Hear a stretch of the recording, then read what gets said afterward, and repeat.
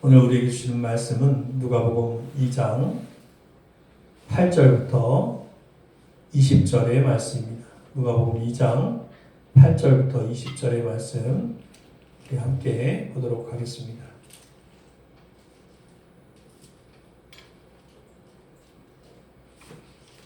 그 지역의 목자들이 밤에 밖에서 자기 양떼를 지키더니 주의 사자가 곁에 서고 주의 영광이 그들을 두루 비추매 크게 무서워하는지라. 천사가 이르되 무서워하지 말라. 보라, 내가 온 백성에게 미칠 큰 기쁨의 좋은 소식을 너희에게 전하노라. 오늘 다윗의 동네에 너희를 위하여 구주가 나셨으니 곧 그리스도 주시니라.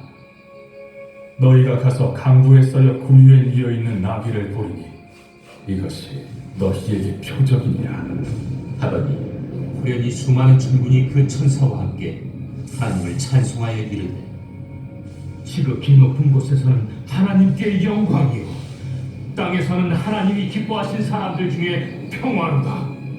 천사들이 떠나 하늘로 올라가니 목자가 서로 말하되 이제 베들레헴으로 가서 주께서 우리에게 알리신 바 이 이루어진 일을 보자.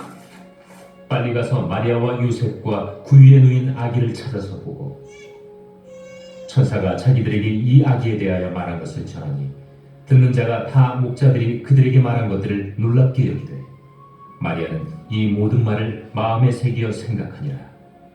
목자들은 자기들에게 이르던 바와 같이 듣고 본 그 모든 것으로 인하여 하나님께 영광을 돌리고 찬송하며 돌아갑니다.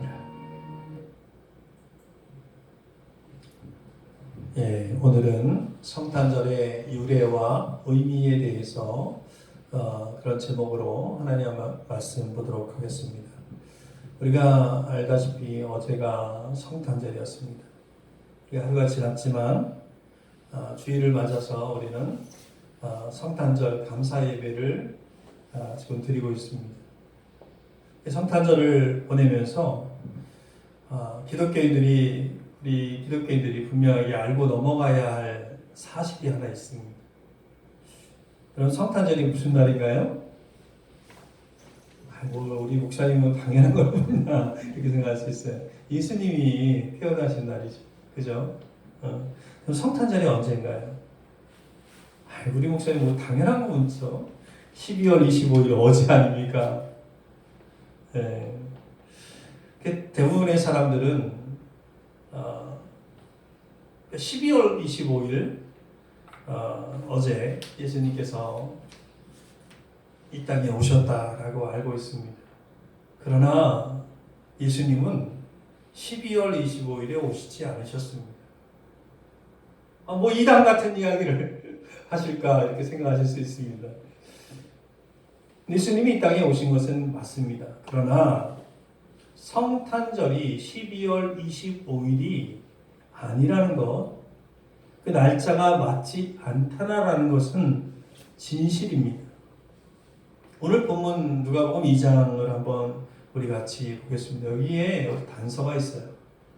자, 우리 누가복음 2장 7절부터 10절입니다. 좀 길긴 하지만 우리 다시 한번 읽어보겠습니다. 시작. 아들아 강보로 가서 구유에 이었으니 이는 영원히 있을 곳이 없으리라. 그 지역의 목자들이 밤에 밖에서 자기 양떼를 치더니 주의 사자가 곁에 서고 주의 영광이 그들을 두루 비추매 크게 무서워하니라. 천사에게 두려워하지 말라.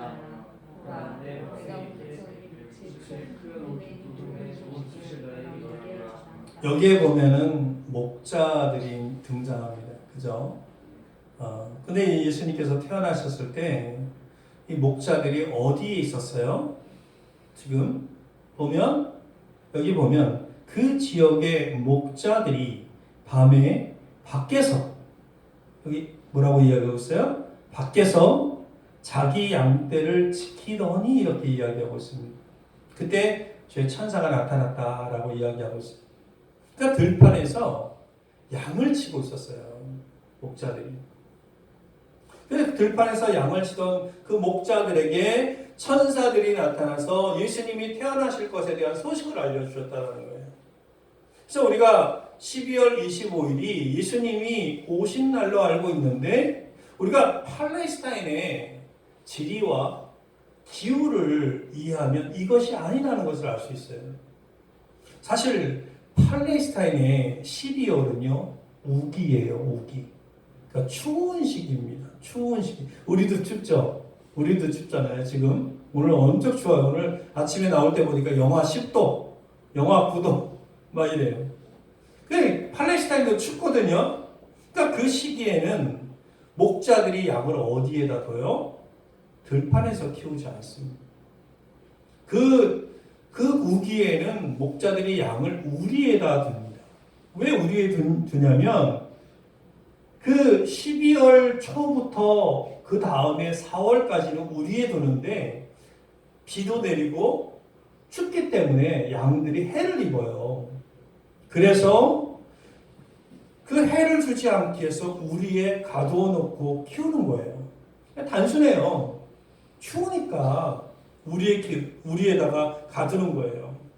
그래서 팔레스타인의 목자들은 일반적으로 12월 초 중순만 되면 양들이 추위와 해를 입기 때문에 양들을 데리고 내려와요. 그리고 우리에다 가둬 놓습니다. 그리고 12월 25일 때쯤 되면 한참 추울 때거든요. 그러므로 예수님의 탄생일이 12월 25일일 수 없습니다. 그렇다면 우리는 왜 12월 25일을 성탄절로 지키고 있는 거예요? 언제부터 그랬을까요? 자, 제가 한 인물을 제가 이렇게 보여드릴 텐데 화면에 보면 한 인물이 있어요. 이분이 누구냐면 이분은 스코틀랜드의 아주 저명한 성경 역사학자입니다. 이분은 로마 캐톨릭 교회에 대한 비판으로 아주 유명해요. 스코틀랜드의 자유교회 목사인데 알렉산드라 히슬랍이라고 하는 분이세요. 이분이 아주 유명한 책을 썼어요. 그 책의 이름이 뭐냐면 두 바벨론이라는 책이에요. 그러니까 영어로 더 투 바벨론이에요.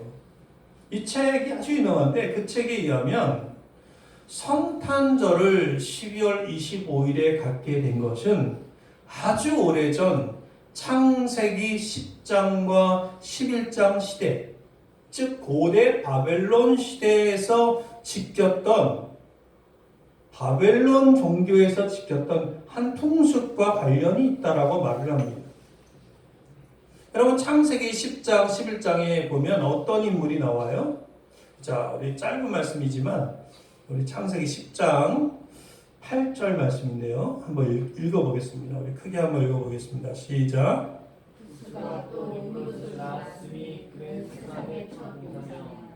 여기 보면 구스라는 인물이 나오고 구스가 누구예요? 함의 손자. 또 니므롯은 누구예요? 그의 아들이죠. 여기 보면 니므롯이라고 하는 인물이 나오는데 이 창세기 11장에 나오는 이 니므롯이라고 하는 인물이 나오는데 이 인물은 어떤 인물이에요? 우리가 알다시피 그는 바벨론 왕국을 세웠어요. 그는 함족이었지만 셈족의 지역에 쳐들어가서 점령하고 왕국을 세웠는데 그게 바벨론 왕국이에요. 사람들을 선동해서 왕국을 세웠을 뿐만 아니라 뭐를 또 세워요? 바벨탑. 우리 잘 알고 있죠, 바벨탑. 그러니까 바벨탑을 만든 장본인, 리더, 그가 바로 니므롯이에요. 그러니까 그는 누구예요? 하나님을 반역한 장본인입니다. 근데 역사학자 이 알렉산드라 히슬랍에 의하면 니므롯의 아내가 있었는데 그의 아내 이름이 세미라미스라고 합니다. 근데 그 아내가 후에 니므롯을 살해합니다. 그리고 그의 아들 담무스, 들어보셨죠? 담무스를 바벨론에 있는 그 사람들에게 태양신으로 만들어 놓고 숭배하게 합니다. 그리고 자기 자신은 그 세미라미스 자기 자신은 태양신의 어머니다 나 또한 태양신이다. 태양신을 낳았으니 나도 태양신 아니에요? 나를 섬기라고. 내 아들도 섬기라고. 여러분, 요즘 시대에 김일성도 가능한데 그 고대 시대 때는 어떻겠어요? 여러분, 북한에 가봐요. 김일성을 숭배한단 말이에요. 신처럼. 그러니 그 고대 시대는 말해 뭐 하겠어요. 그죠? 그런데 그 태양신으로 만든 그 담무스, 그의 생일이 12월 25일이었어요. 그리고 자기를 태양신으로 지칭하라고 명명한 날도 12월 25일, 세미라미스가. 그래서 근데 우연하게도 12월 25일이 그 바벨론 왕국에서 해가 짧은 데서 길게 넘어가는 그런 날이에요. 우리나라 풍습을 얘기하면 무슨 날이에요? 동지가 며칠 전에 지났잖아요, 우리. 그러니까 바벨론 사람들은 그래서 12월 25일만 되면 태양신의 탄신일로 여기고 숭배했다라는 거예요. 근데 그들의 숭배가 거룩한 숭배가 아니에요. 아주 음란했어요.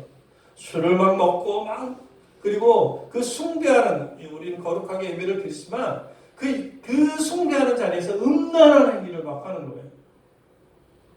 그러니까 수천 년 전부터 바벨론에서는 바벨론 왕국에 속한 많은 나라들이 12월 25일을 태양신의 생일로 삼아 경축하고 있었다라는 거예요. 그래서 지금 세계 종교를 연구해 보면 전 세계에 많은 종교에 태양 숭배 사상이 있다는 걸 알 수 있어요. 왜 그래요? 태양을 숭배하던 그들이 바벨탑을 짓고 하나님께서 그들을 흩으셨을 때 그들은 전 세계에 흩어져서 태양을 숭배하는 풍습을 가졌던 거예요. 자, 아까 제가 보여드렸던 이 화면이에요. 자, 이 화면. 여기 보면 여러 이렇게 비슷한 모양의 상들이 있어요. 그죠? 근데 저게 각 나라에서 불리는 그런 여신들인데, 그게 세미라미스, 어느 나라에서는 마돈나라는 이름으로 불리고, 또 이 중국이라는 나라에서는 또 다른 이름으로 불리고, 이렇게 전 세계적으로 많은 나라에 흩어져서 동일한 한 신을 섬기는 거예요. 그리고 오늘날에 우리와 너무나 가까운 곳에 우리가 자주 커피를 마시러 가는 스타벅스에 있는 그 여인이 바로 세미라미스예요.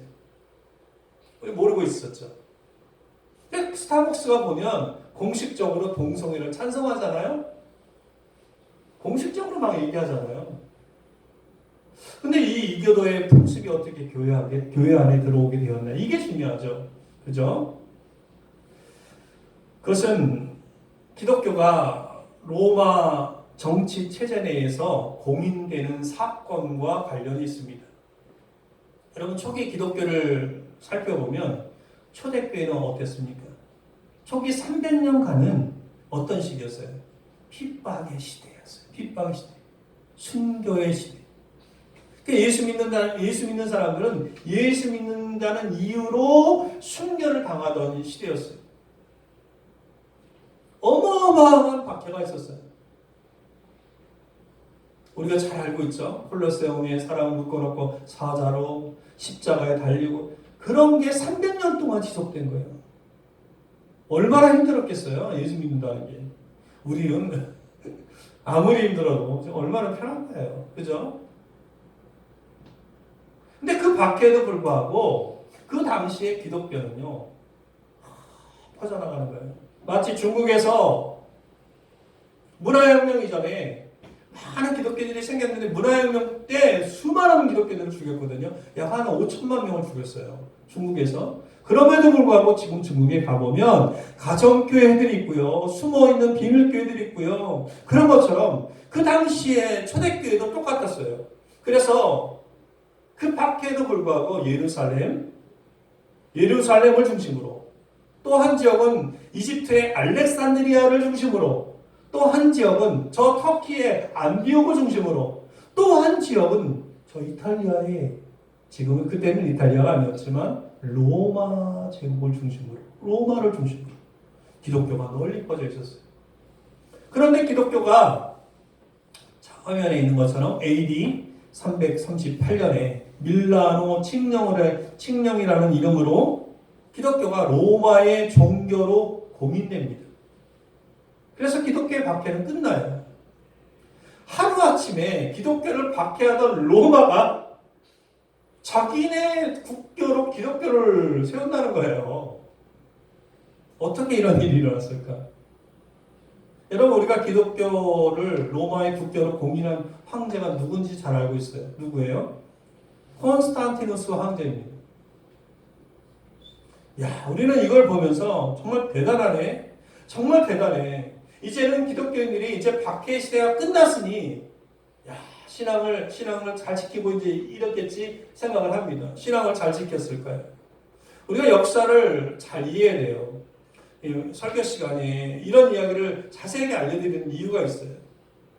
여러분, 콘스탄티누스는 일개 제후에 불과했어요. 사실은 일개 제후에 불과했지만 그가 욕심이 생겼죠. 나는 황제가 되고 싶어. 그래서 황제가 되는 과정에서 그는 권력이 필요합니다. 힘이 필요해요. 사람들의 지지가 필요해요. 지금도 대통령이면 막 자기 마음에 없는 얘기도 막 하잖아요. 그죠? 똑같아요. 그래서 우리가 그 과정을 살펴보면 우리가 12월 25일을 성탄절로 보내는 유래에 대해서 자세히 알 수 있어요. 사실 콘스탄티누스 이 제후는 이 정치적 세력 힘이 필요했는데, 그래서 로마에 있는 그리스도인들에게 정치적 제안을 합니다. 그 당시에는 뭐예요? 다 박해를 받고 있는 그리스도인들에게 제안을 해요. 박해를 받고 있었기 때문에 그 제안을 했을 때 그 그리스도인들이 그 제안을 받아들이고 콘스탄틴의 정치적 세력에 합류하게 됩니다. 로마에 있는 기독교인들 얘기하는 거예요. 4개의 파종 중에서. 그래서 이때부터 초기 기독교의 4줄기 중에 하나인 로마 캐톨릭이 아니에요. 그때는 로마 초대교회예요. 변질돼 가는 거예요. 그러니까 배도의 길을 가는 거죠. 배도의 길을. 근데 합류하는 조건이 이런 거였어요. 제가 그 당시에 역사를 기초로 해서 이 콘스탄틴과 로마 교회 지도자들과의 대화를 제가 한번 적어봤어요. 이게 역사에 그들이 이렇게 말했을 거라고 충분히 추측이 되는, 자, 한번 제가 해놨는데 한번 저하고 한번 대화를 한번 해보겠습니다.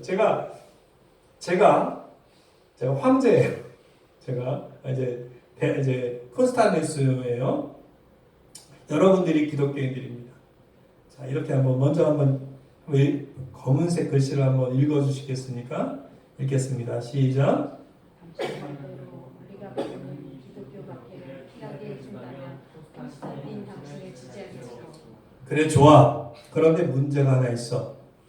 나를 지지하는 사람들은 당신들 말고 이교도들도 있는데 그들과 연합해야 하는데 문제 없겠지? 지금 로마 제국의 모든 이교도들에게 세례를 받고 기독교에 입교하는 조건으로 연합하는 건데. 피할 수 있다면 어떤 것이라도. 자, 연극을 한번 해봤는데, 그래서 이 기독교 세력과 이교도들 있잖아요. 그 이교도 두 세력이 콘스탄틴을 지지하게 돼요. 두 세력만이 아니었겠죠. 많은 세력이 있었겠죠. 그래서 결국은 그 지지를 받고 콘스탄틴은 황제가 됩니다. 로마 카톨릭에서는 나중에 콘스탄틴을 막 우상화해서 이제 그의 어머니가 기도 중에 뭘 봤다 여러 가지 얘기들을 막 하죠. 근데 결국 변질된 초대 로마 교회, 그 로마 교회는 우상을 섬기는 이교도와 연합한 모양이 된 거예요. 결국 그 로마 교회가 무엇으로 발전한 거예요? 로마 캐톨릭이 된 것입니다. 그러니까 로마 캐톨릭이 1세기 때부터 있었던 게 아니에요. 4세기부터 있었던 거죠. 이해하시겠어요? 로마 캐톨릭에서는 베드로가 초대 교황이라고 얘기하지만 초대 교황은 초대 교황이에요. 아니죠. 문제는 뭐냐면 당시 세례를 받고 있던 이교도의 인구가 그 당시에 참된 그리스도인들의 그 인구보다 훨씬 더 많았다는 거예요. 그래서 이교도들은 기독교로 개종했음에도 불구하고 12월 25일만 되면 춤추고 술 마시고 온갖 음란한 짓을 다 하면서 그걸 공적으로 하면서 태양신의 탄생일을 경축하며 보내는 것입니다. 이교도에서 개종한 이 사람들은 12월 25일만 되면 태양신 담무스와 세미라미스를 경배하는 거예요. 그래서 이 문제를 정치적으로 해결하려 했던 콘스탄티누스 황제죠. 이제 황제가 된 그 대제는 이교도들을 섬겼던 그 태양신 담무스와 세미라미스를 경축했던 이 12월 25일 그날을 예수 그리스도께서 탄생하신 날로 정하는 법안을 세우고 그것을 보완해내서 정치적으로 그렇게 하는 거예요. 그러니까 그 당시에 어느 누구도 예수님이 언제 태어나셨는지 몰라요. 우리도 모르고 어느 누구도 몰라요. 알지 못했음에도 불구하고 그 당시에 로마 교회 지도자, 그 로마의 정치 세력들은 알지도 못하면서 그냥 모르지만 그날로 정한 거예요. 자, 그래서 우리가 크리스마스 하잖아요. 크리스마스는 크라이스트 마스라는 말의 합성어입니다. 그리스도라고 하는 크라이스트, 마스가 뭐예요? 미사의 미사. 그러니까 그날 특별 미사를 거행해서 모든 이들이 함께 즐기하는 날로 정한 거예요. 그러니까 태양신 숭배일이 그리스도인 탄생일로 둔갑된 것입니다. 그러니까 이 교도들은 순조롭게 교회, 그 당시에 천주교죠. 그 교회 안으로 들어와서 그들이 지키던 것을 모양만 바뀌었을 뿐 여전히 이방의 것을 지키는 것. 그래서 완전히 혼합 종교가 된 거예요. 배도의 길은 이런 거예요. 배도했더니 그렇게 가는 거예요. 여러분, 배도의 길이 뭐예요? 내가 그것까지는 괜찮아. 하지만 결국에는 그것 때문에 하나님을 떠나게 되는 게 배도의 길이에요. 여러분, 초대 기독교는 300년간은 박해 가운데서도 변질되지 않고 신앙을 지켰지만 이 밀라노 칙령으로 기독교 공인을 계기로 기독교도 변질된 길을 가는 거예요.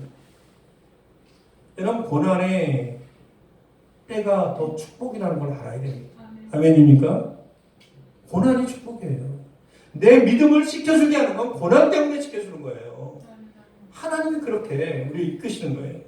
그러니까 오늘날 우리가 보내는 12월 25일 성탄절은 이방 종교에서 로마 캐톨릭, 이제 천주교에서 전파되고 그 로마 캐톨릭에서 기독교로 전파된 것을 그냥 지키는 거예요. 이제 이해하셨죠?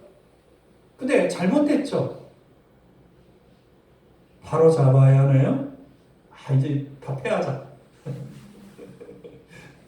오늘날 12월 25일 성탄절 이거 폐기해야 됩니까? 그럼 그렇게 따지면 다 바꿔야 돼요. 우리 예배도 따지고 들어가면요. 천주교의 것들이 얼마나 많은지 몰라요. 기독교 역사에서 초대교회 때 드렸던 예배가 이 예배가 아니었어요. 겉모양이 변형된 것은요, 수없이 많습니다. 우리는 이 변형된 이 환경에서 참된 의미를 찾아야 된다는 것입니다. 아멘입니까? 제가 오늘 이것을 전하는 이 성탄절의 유래에 대해서 알리는 그 이유와 의미는 폐기하자는 것이 아니라 우리가 성탄절을 보낼 때 그 성탄절의 역사를 알아둘 뿐만이 아니라 성탄의 의미를 진짜 생각해야 된다는 거예요. 여러분, 성탄의 참된 의미가 뭡니까?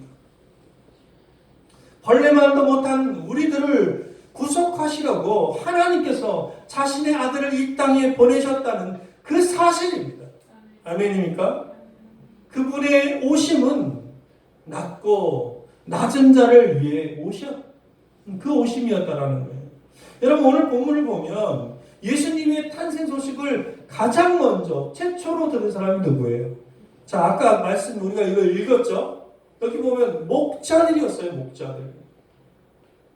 다른 사람들이 아니라 베들레헴 그 들판의 양치기 목자들이었어요. 왜 목자들이었을까요? 왜 그 가장 최초의 그 소식을 왜 목자들에게 전했을까요? 어떻게 이들은 그 기쁜 소식을 전하는 증인들이 될 수 있었을까요? 자, 여기 보면 8절, 9절에 보면 여기 보면 양떼를 지키던 그 목자들이 있죠. 이 목자들이 이 양떼를 잘 지키니까 참 자기에게 맡겨진 그 직분에 충성하는 사람들 아닙니까? 그래서 그들에게 이 기쁜 소식을 전했을까요? 자, 여기 15절, 17절에 보니까 천사들이 떠나 하늘로 올라가니 목자가 서로 말하되 이제 베들레헴에 가서 이게 천사들의 명에 그들은 순종합니다. 베들레헴에 가서 또 아기를 찾아서 보고 그 말한 걸 전하고 그걸 합니다. 여러분, 그들이 이렇게 순종하는 사람들이었기 때문에 그들에게 이 기쁜 소식을 전했을까요?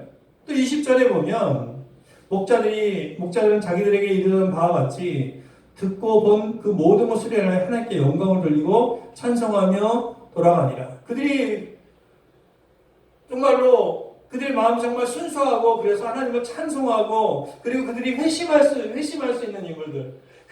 그들이 찬송하는 인물들이 됐잖아요. 이제는 하나님을. 그렇기 때문에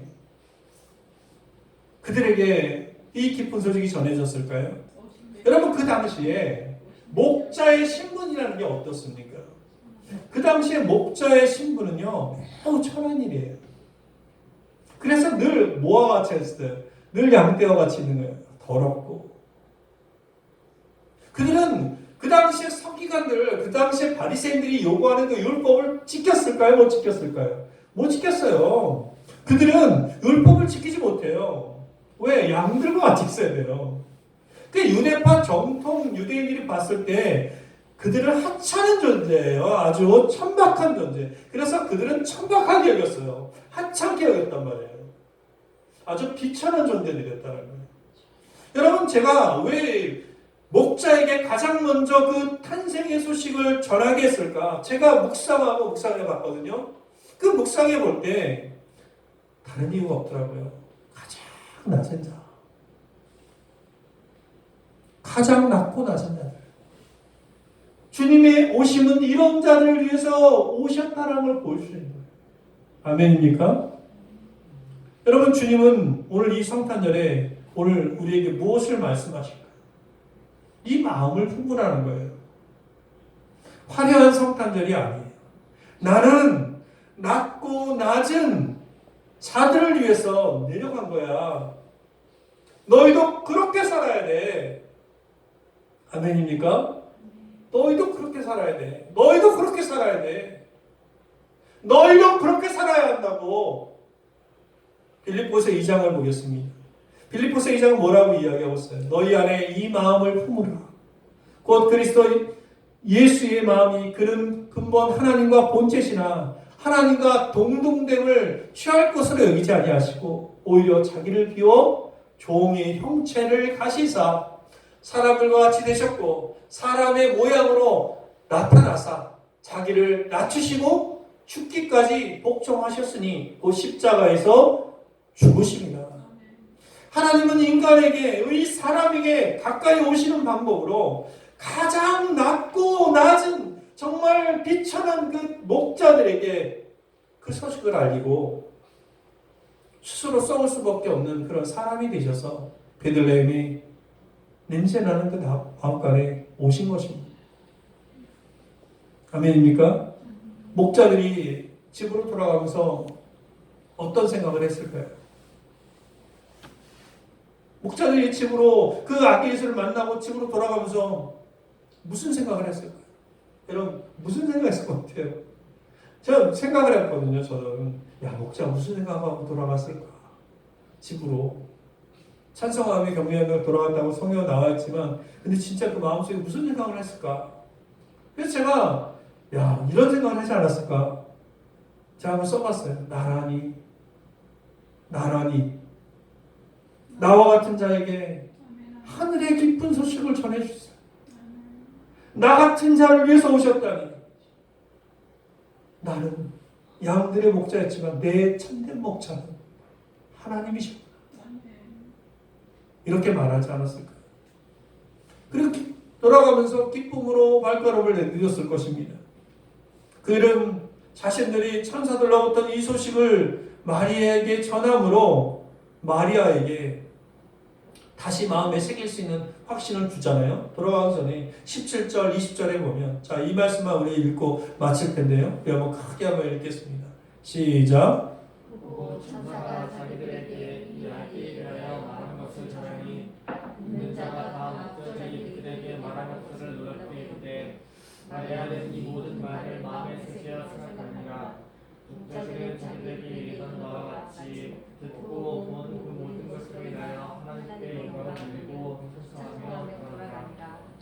이제 마리아에게 그 소식을 전하고 20절에 보면 듣고 본 그 모든 것으로 인하여 하나님께 영광을 돌리고 찬송하며 돌아가니라. 그러니까 목자들이 돌아가는 이 모습은요. 목자들이 비록 자신은 낮고 정말 천하고 비천한 존재였지만 이 세상의 모든 것들, 모든 문제를, 모든 비밀을 푼 모습이에요. 모든 비밀을 풀었어요. 그래서 참 목자들은 참된 기쁨과 행복을 발견한 거예요. 여기서 양은 어떻게 됐을까? 모르죠. 양은 중요한 게 아니에요. 그죠? 양이 뭐예요, 양이? 그들이 붙잡고 있었던 현실 아닙니까? 그죠? 지금 그게 중요한 게 아니에요. 여러분, 하늘나라를 발견한 사람은요, 더 중요한 것을 위해서 사는 거예요. 가장 큰 행복을 발견했는데요. 그것을 위해 살아야죠. 아멘입니까? 여러분, 실로 인생의 최고의 행복은 어디에서 시작됩니까? 하나님과의 만남에서 시작됩니다. 하나님과의 만남. encounter가 하나님을 만나는 거예요. 하나님은 목자들에게 구세주의 탄생 소식을 전함으로 낮은 사람들조차 품으시고 사랑하시는 모습을 보여주신 거예요. 천사들이 뭐라고 외쳤습니까? 지극히 높은 곳에서는 하나님께 영광이요, 땅에서는 하나님이 기뻐하시는 사람들 중에 평화로다. 아멘. 성탄 전에 우리는 생각해야 합니다. 주님이 우리 인생의 영원한 목자 되어 주시는구나. 낮은 나를 위해 사랑으로 오셨구나. 아멘입니까? 오늘날 다윗의 동네에 너희를 위하여 구주가 나셨으니 곧 그리스도 주시니라. 연말입니다. 행복한 성탄절 이 시즌 보내시길 바랍니다. 그 사랑을 기억하시기를 바랍니다. 우리 기도하겠습니다. 참 기도할 때 이 땅에 오신 그 주님의 사랑을 본받아 살아갈 수 있도록 주님, 우리도 낮은 자를 위해 살게 하여 주옵소서. 물은 높은 데서 낮은 곳으로 흐르듯이 우리들의 사랑도 아래로 흐르게 하옵소서. 한 해를 잘 마무리하게 하옵소서. 우리 1분간 결단 기도합니다.